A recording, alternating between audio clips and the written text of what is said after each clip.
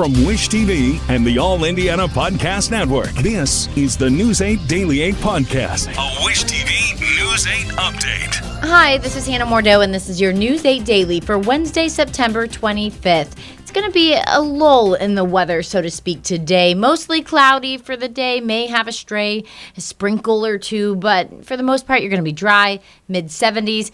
Get ready, though. The remnants of Helene could be headed our way later on this week. Achieving a gorgeous grin from home isn't a total mystery with Bite Clear aligners. Just don't be surprised if all of your sleuthing friends start asking, "What's your secret?" Begin by ordering your at-home impression kit today for only $14.95. Bite Clear aligners are doctor-directed and delivered to your door. Treatment costs thousands less than braces. Plus, they offer flexible financing, accept eligible insurance, and you can pay with your HSA FSA. Get 80% off your impression kit when you use code WONDERY at Byte.com. That's BYTE.com. Start your confidence journey today with Byte. Whether you're scouring business financial sites or listening to economics podcasts like this one till your ears ring, you'll find there's no surefire secret to successfully managing your company's finances for the future. It turns out you might just need to pair with PNC Corporate and Institutional Banking, whose team of dedicated relationship managers bring 160 years of experience, pragmatic advice, and an array of tools and tech to scale to any size business. In fact, they're so tuned in to what you need, they knew you'd be listening to this podcast. As for that ringing in your ears, that's the brilliant sound of success. PNC Bank. Brilliantly boring since 1865. PNC and PNC Bank are registered marks of the PNC Financial Services Group, Inc., PNC. Copyright 2024, the PNC Financial Services Group, Inc., all rights reserved. A man from Richmond is accused of murdering two police informants and dumping their bodies in a Fort Wayne river. News 8's government reporter, Garrett Bergquist, has more on how police say they broke the case. This is the man police arrested, Dominique Washington. This all began when police in Fort Wayne pulled two dead bodies from the St. Mary's River. Both have been wrapped in trash bags, and police say both had played a role in a drug warrant served just 10 days earlier. Fort Wayne detectives identified the two as Christina Dixon and Matthew Johnson, both of Connorsville. When they called Richmond police, authorities there told them Dixon and Johnson were confidential informants and had been reported as missing. Detectives used cell phone data to track their past locations. Surveillance video showed them getting into a car with another man.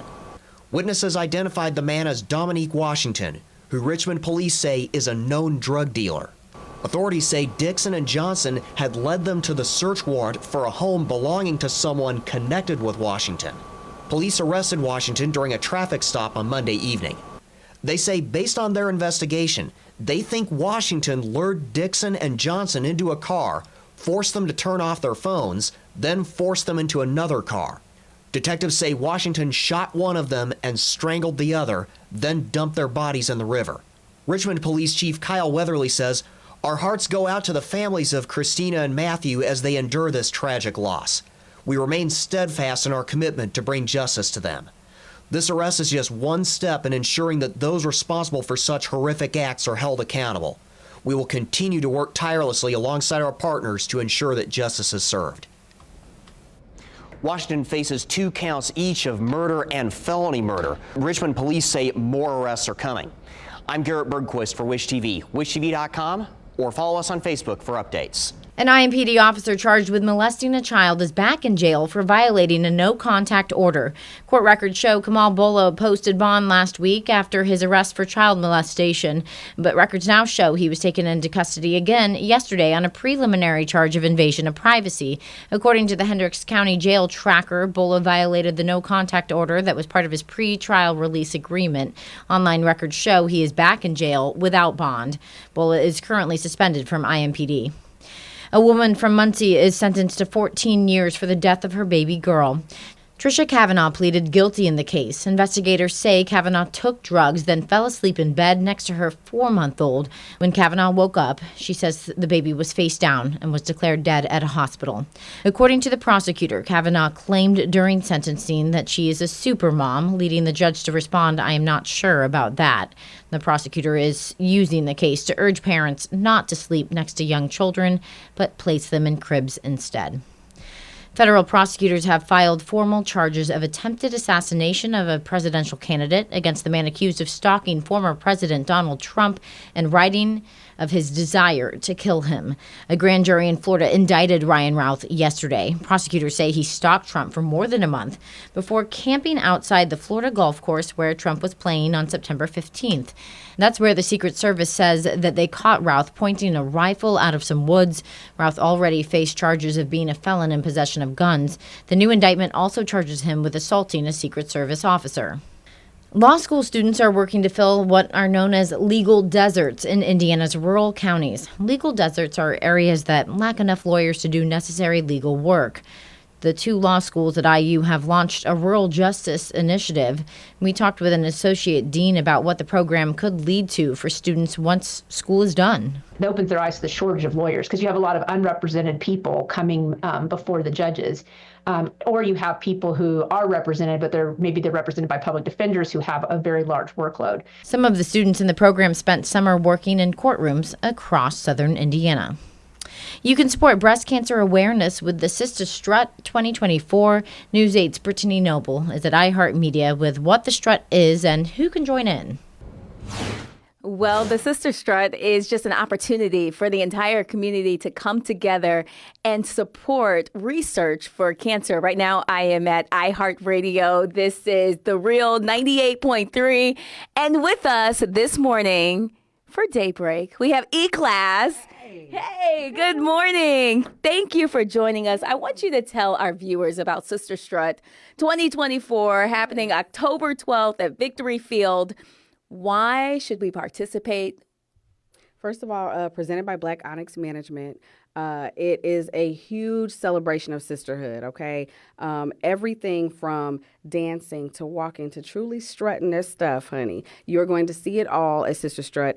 And it's just a celebration of survival. It's a celebration of awareness. It's increasing awareness because, like I said, we have came so far, but we still have so far to go. All right. So tell us what people need to do in order to be registered and be present for the event. You can find it on Eventbrite. You can also go to real983.iheart.com where you can register. It's not too late. You can also purchase these shirts.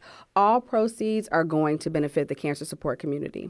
And so tickets really start at just $5. That's without a T-shirt, but you could still walk the 3K or strut yourself, even dance. Yes, I'll be dancing. Okay, I'll be there dancing. I'm also hosting, so I'm really excited about it. And yeah, come on out. Bring your family, bring your friends. Tell a friend to tell a friend. Yes, well, we love the positive energy. And so we want everybody to come out. Again, it's happening on October 12th. We will get all the information for you on our website, wishtv.com. I'm Brittany Noble for Wish TV. WishTV.com. Follow us on Facebook for updates. It's win or go home for the Indiana Fever tonight. As the team takes on the Connecticut Sun, they must right what went wrong on Sunday. News 8's Angela Morian talked to the players and the coach. The Indiana Fever have been thinking about that 24-point loss to the Connecticut Sun for over 2 days now. The Fever feel like they just didn't play a full 40 minutes and got outpaced by the Sun. Inexperience plays a little bit into that. Sunday was the first ever WNBA playoff game for all but 4 on the Fever roster. Game 1 provided a lot to learn from and adjust to before Game 2 on Wednesday. We know we're capable of beating this team because we have done it. Obviously, they're really, really good, and we know it'll be a challenge, but I don't think it's anything, we're shying away from. I think you just embrace the challenge. We know we didn't give our best, and maybe the final score, it really seems like we did get blown out, but we had it to 6 points. We had it to 8 points. It was just we could never really get over the hump. This playoff series, a full circle moment for the Fever, who tipped off the season in the Mohegan Sun Casino back in May. Safe to say, the team looks a lot different than it did back then. Oh, man, I think we could write a book on our 12, man. I think that, it's a special group of people to put in a room and try to go win some games. I think that we've tried to do a really great job to keep ourselves grounded and held together all year. So I'm proud of our group. We've evolved in a really, really positive way from that first month, and then even that, playing this team 3 times in our first 13 games was tough. I mean, this is a team that is extremely experienced, very talented. The history breaking continues for the Fever even in the postseason. That Sunday game garnered 1.8 million viewers in the middle of an NFL Sunday. That's the most viewers for a WNBA game since the 1997 and 98 finals games. Caitlin Clark wasn't even born when those games took place. We'll have you covered from Game 2 right here at the Mohegan Sun Casino. For now, I'm Angela Morian for Wish TV, wishtv.com, and follow us on Facebook for updates. Evacuations are underway in Florida as Tropical Storm Helene gets stronger in the Gulf. The National Hurricane Center has issued a hurricane warning for the state's northwestern coastline. The Storm Track 8 team is watching Helene. Ryan will show us in moments where it could go. First, though, we know Indiana Task Force 1 is going south right now. FEMA, the Federal Emergency Management Agency, has called in the elite search and rescue team. News 8's Danielle Zolkowski has more on what they'll do and introduces us to a special member of the task force who is headed out for his final mission. The storm is expected to cause significant damage to Florida and other southern states, and Indiana's best is already on the way to help pick up the pieces. FEMA activated 80 members of Indiana's Task Force 1. One member News 8 talked to is a trained search and rescue operator, going with the team to Florida to help search for the helpless. This is my partner Jake. He's a Labrador Retriever. His job is to find survivors after a disaster. Specifically, he looks for survivors that might be too weak or even unconscious and they're unable to call out for help. And when he finds them, he starts to bark, and that's what alerts us to the presence of a victim so we can go and rescue them. Ryan Cusack says he's been a search and rescue expert for 10 years. This is his 6th hurricane, and it will be his last with this dog, who has saved countless people. He's 12 and a half years old. He started when he was a year and a half, and a little bit of training to get him to the point of certification. And so he actually retires at the end of this year. Task Force 1 leadership says this crew is well equipped and ready to jump in and help in Florida when this storm makes landfall. We're there to assist the locals with any needs. They're most likely going to be overwhelmed with the storm surge and the storm coming through. So we work obviously with and for them when we get there. So as the need arises, we'll be ready to fill in the void and help out. Storm warnings and evacuation orders are already in place. The storm is expected to make landfall on Thursday. The storm is expected to be upgraded to a hurricane later this week. I'm Danielle Zolkowski for Wish TV, wishtv.com, and follow us on Facebook for updates. Now here's Ryan Morse with the latest on Helene. Current satellite picture with what is now Tropical Storm Helene. Maximum winds at 70 miles an hour. So here's the latest from the National Hurricane Center. Do want to point out with this storm system, some of our weather models actually had this coming into the Yucatan Peninsula, the center of that storm system. It does appear it's just going to remain over water, which is only going to allow this system to intensify pretty quickly. Latest updated track from the National Hurricane Center has the system potentially rapidly intensifying and becoming a major hurricane by Thursday, making landfall anywhere from Panama City to the Big Bend of Florida as potentially a major hurricane. We'll see as it comes inland. The track of the system gets interesting once it gets up to the Midwest. Expected to take a hard left turn, which will impact our rain chances this weekend. It's almost time to meet our first Golden Apple Award winner of the school year. We have surprised this month's winner with the award, which now includes a $2,000 cash prize thanks to our partners at WGU. So here are 3 clues. She's a Spanish teacher in Lawrence Township who grew up in the district. She just wrote a book, and 6 students nominated her. She's like a sister to me, for real. She just cares so much about me, and I love her. She's always supported me inside and outside of school, and I just want her to feel my love the best way I know how to give it, so why not nominate her for an award? She's amazing. She's so generous and kind. She's just a beautiful human being.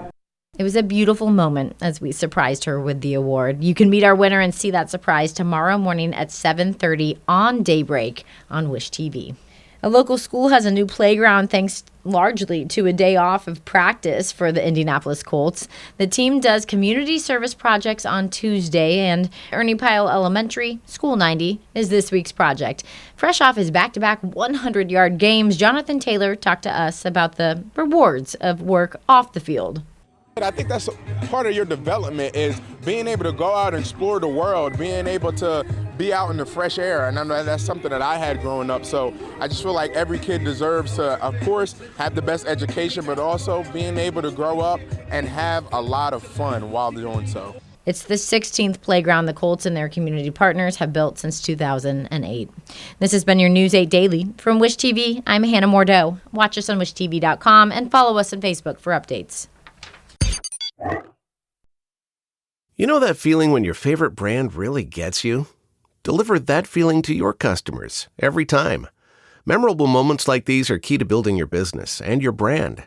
Klaviyo turns your customer data into real-time connections across AI-powered email, SMS, and more, making every moment count, so you can continue to build smarter, more meaningful relationships with your customers.